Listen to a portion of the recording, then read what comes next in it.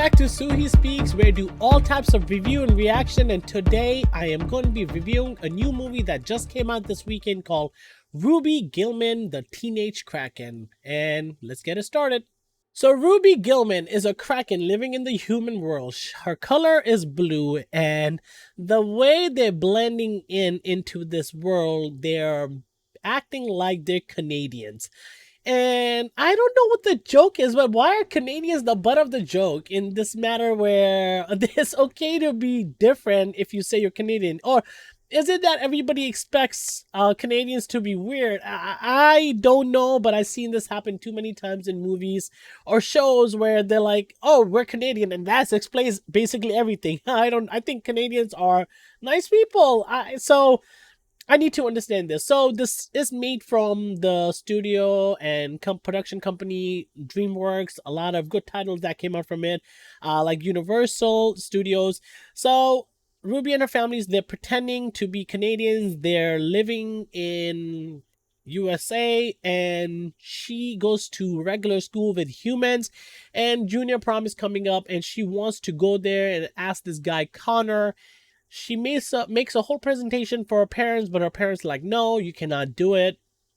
So then she, being a teenager, and her friends decide to go to the prom. She wants to ask Connor, and she makes this whole elaborate proposal idea, because you know how they do in high schools. You gotta be very showy off or romantic, and we don't know what the hell it is. It's just the culture. So she's trying to do that, and she creates this thing where it basically backfires, and Connor ends up falling to the ocean.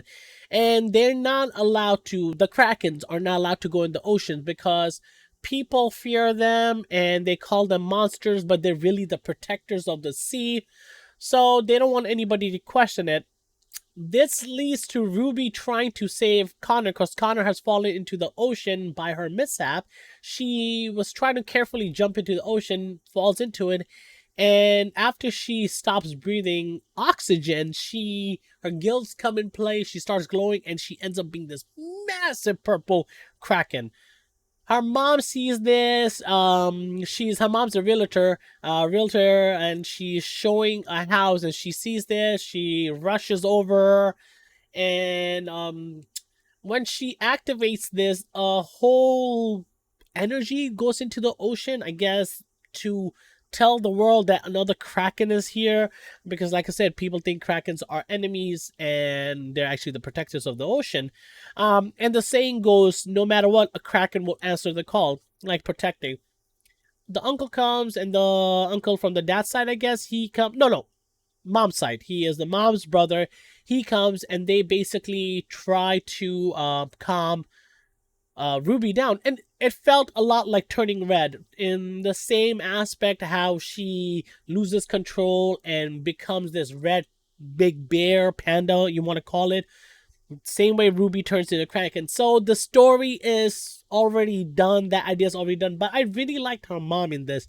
Very understanding, she calmed her daughter down. She wasn't angry at her, very open, and then she tells a little bit of details. Why didn't she tell her?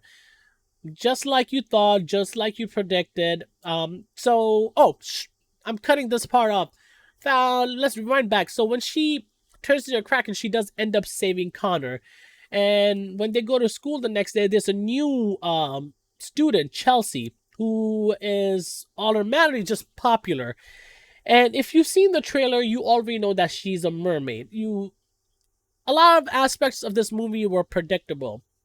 So, Ruby goes to find the truth about her lineage, like a teenager would, goes against her mom, and she ends up finding out she's a warrior Kraken, and she's a princess, and her grandmother is the queen of the ocean, and a whole royal lineage and stuff. And then when she was coming back, there is this one guy, like it has been done before, where there's always somebody, oh, you didn't believe me that there's a Kraken, and he's out there to prove himself, like Captain Hook type of person. But he was pretty funny. I enjoyed how his approach was later on. So yeah, she gets trapped in his trap, and the mermaid saves her, and they get some, trust. They start becoming friends because they're the same age, go to same school. They both see creatures, even though Krakens. The grandma told Ruby that the mermaids are bad.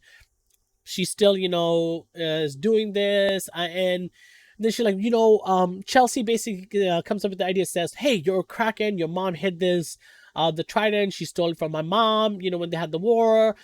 The whole premise of this is the mom basically was a warrior princess. She beat the mermaid queen who had the trident to take over the world.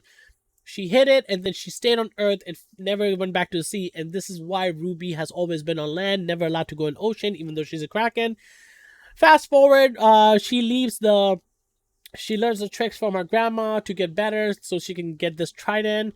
And obviously, if you watched enough movies like I have, I already knew from the start that Chelsea was the mermaid queen, and that's what it ended up being. Like, it's too obvious, and I felt that there was nothing new. The mermaid queen's name is Nerissa, and she obviously ends up lying, manipulating Ruby, confusing her. The end was pretty cool. I thought the animation was great, the sound was great, the humor was nice here and there. It felt a lot like Turning Red meets Little Mermaid. At the end, there's a big epic battle versus the mermaid queen Nerissa versus Ruby, her grandma, and her mom. That was pretty cool. And then the humans started, like, humans were there. They knew it's Ruby, yada yada yada. My daughters love this, and from a kid's perspective, this is, a good movie. They enjoyed it. I really don't think this is a special movie. IMDb has a rating of 6 out of 10. I also have a rating of 6 out of 10. If you're under it, that's fine. I mean, if you've seen Ruby Gillman, let me know what you think. Am I being crazy? Are the ratings poor? I just don't think this movie is special in any way. I didn't feel like the story was unique. I didn't feel like the characters were any unique. I didn't feel anything original from this, except the fact that it's a Kraken. And yeah, you be the judge. You tell me. Let's have a discussion. Like and subscribe. Comment below. I'm Suhe. Ruby Gillman, Teenage Kraken is a straight to DVD or streaming type of movie in my recommendation. You don't need to go to the theater to watch it. Hey, up to you. Let me know. Like and subscribe. Suhe. Peace out.